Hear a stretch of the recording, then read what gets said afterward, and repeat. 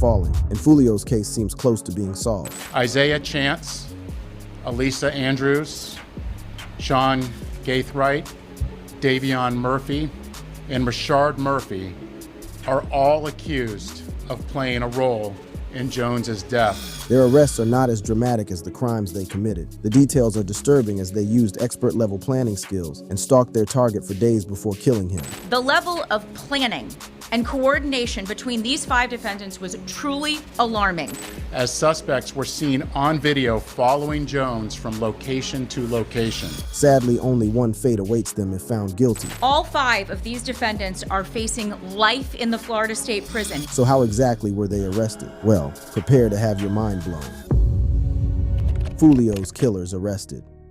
On June 26th, just 3 days after the brutal ambush that claimed the life of Charles Jones, better known as Julio Foolio, Jacksonville Sheriff's deputies were on high alert. The streets were buzzing with tension, and the hunt for the killers was intensifying. On this day, a seemingly routine traffic stop would become a pivotal moment in the investigation. The scene unfolded when deputies observed a gold SUV speeding through the streets of Jacksonville. The vehicle had dark tinted windows, making it difficult to see who was inside. The unmarked sheriff's vehicle activated its patrol lights, signaling the driver to pull over. The driver complied and the vehicle came to a stop. Little did the deputies know this stop would lead them one step closer to solving the murder of Julio Foolio. The driver of the gold SUV was identified as 18-year-old Sean Gaithright. As the deputies approached the vehicle, they immediately detected the strong smell of marijuana emanating from inside. Sean, however, denied having or smoking any marijuana. Despite his denial, the deputies knew they had probable cause to search the vehicle. Sean was asked to step out of the SUV and stand at the back while the deputies conducted a thorough search. As they began their search, they discovered a small bag with marijuana residue and mushrooms. But that was just the beginning. In the center console, they found a Glock 19, a semi-automatic pistol. The discovery of the firearm raised immediate red flags, but what they found next would be even more alarming. In the back seats of the SUV, deputies uncovered several bags of ammunition along with firearm parts and accessories. The sheer quantity of ammunition and the presence of firearm components suggested that Sean was not just an ordinary teenager. The deputies knew they had stumbled upon something big. Sean was promptly arrested and taken into custody. He was transported to the Crime Gun Intelligence Center office for an interview. The deputies hoped that this arrest would yield valuable information that could help them crack the case wide open. As Sean sat in the interrogation room, the weight of the situation began to sink in. The deputies pressed him for information, but Sean remained tight-lipped. Despite his silence, the evidence found in his vehicle spoke volumes. The Glock 19, the ammunition, and the firearm parts all pointed to a potential connection to a crime. The next day, Jacksonville sheriffs received actionable intelligence that would change the course of the investigation. The information pointed to a conspiracy to commit murder, and Sean's arrest was the key that unlocked this new lead. Based on this intelligence, a search warrant was obtained and immediately executed. Detectives arrived at a home located on Jacksonville's north side. They had been informed that 21-year-old Isaiah Chance, 21-year-old Alicia Andrews, and a baby were inside the home. The detectives surrounded the house and began giving verbal commands over a PA system. Isaiah Chance, this is the Jacksonville Sheriff's Office. We are in your front driveway. We have a warrant for your arrest. Come to the front door with nothing in your hand. They called for the occupants to surrender for the next 15 to 20 minutes. All right, go to your knees. Put your hands behind your back. Turn around.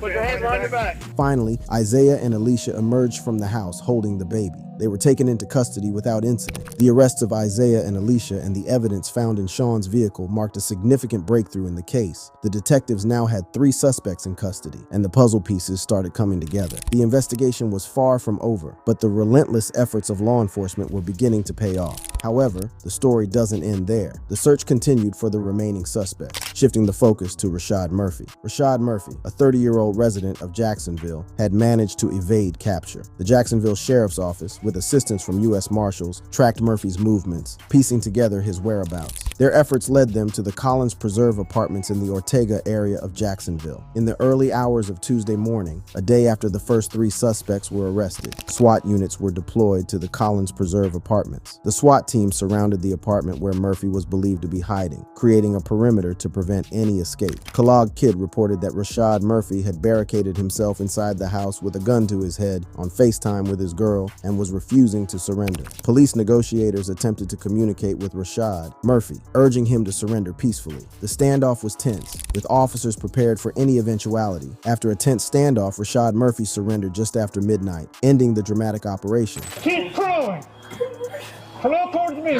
Only Davion Murphy is still at large. As detectives delved deeper into the backgrounds of Isaiah and Alicia, they uncovered startling connections to the crime. Isaiah was a documented member of ATK, a gang known as Aim to Kill, or Ace's top killers. This gang affiliation was a crucial piece of the puzzle, as it linked Isaiah to the ongoing feud between Julio Foolio and rival rapper Yungeen Ace, who was also associated with ATK. In the days leading up to his murder, tensions between the rival gangs in Jacksonville had reached a boiling point. The 6 Block gang had a long-standing feud with 2 other allied street gangs, ATK and 1200. This rivalry lasted over a decade, resulting in numerous violent confrontations and a trail of bloodshed. Rashad Murphy and Davion Murphy are documented as 1200 gang members. Foolio's affiliation with the 6 Block gang made him a target in this ongoing gang war. Between June 21st and 23, the sinister plot began to unfold. The 5 suspects planned to take out Foolio as part of their gang retaliation. The group traveled from Jacksonville to Tampa, determined to track down and kill their target. On June 22nd, they arrived in Tampa in 2 separate vehicles. Their mission was clear: locate Charles Jones and settle the score. The following day, June 23rd, Isaiah Chance and Alicia Andrews began their hunt, tracking Jones and his entourage to multiple locations.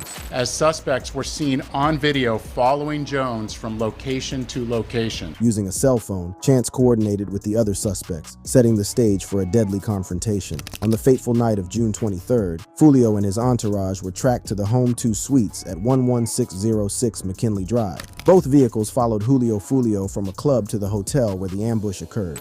At 4:15 in the morning, Jones began to head to a hotel on McKinley. One of the suspect vehicles is seen following the victim. However, instead of following them into a parking lot, they stage across the street. Surveillance footage showed one of the vehicles driving by Foolio's parked car twice, seemingly confirming which car he was in. Then, in a coordinated attack, 3 armed shooters exited a vehicle and got into position. And you can see the shooters are getting in position for their planned out murder. And once they were in position, they opened fire, killing Foolio with a handgun and 2 rifles. Foolio's car sped off immediately after the shots rang out, but it was too late.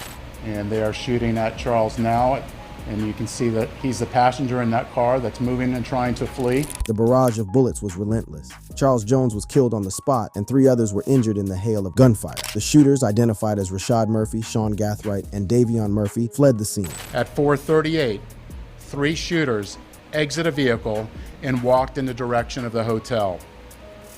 They murdered Jones with a handgun and 2 rifles. This barrage of gunfire also struck 3 additional victims who miraculously survived this incident. Although only 3 of the 5 pulled their triggers, all 5 are facing life in prison. It turns out that in Florida, if you participate in the planning of a murder, you can be held accountable for the person's death. All 5 of these defendants are facing life in the Florida State Prison, even the ones who didn't pull the trigger. In Florida, if you participate in the planning of a murder, you can be held accountable for the person's death. And that is what we intend to do here. The suspects were captured on hotel surveillance cameras and cameras from a parked Tesla. This footage, license plate readers, and car logs helped law enforcement identify the vehicles and link them to the suspects. The evidence was mounting, and the detectives were closing in on the individuals responsible for the heinous crime. However, it seems that more arrests will be made, with Yungeen Ace looking more likely to find himself behind bars. Not only is he on the cops' radar, but there might be evidence linking the crime to him. Yungeen Ace Rico, ahead. So Yungeen Ace has long been known in Jacksonville, but he can't move around in Jacksonville without us knowing about it. Are the walls closing in on the ATK gang leader? Maybe. After the arrests were announced, he took to his Instagram to post a snippet of his interview with DJ Academics. If you approach me, be ready to die. Be ready to die or go to jail. That's not your mentality, is that? That's my mentality.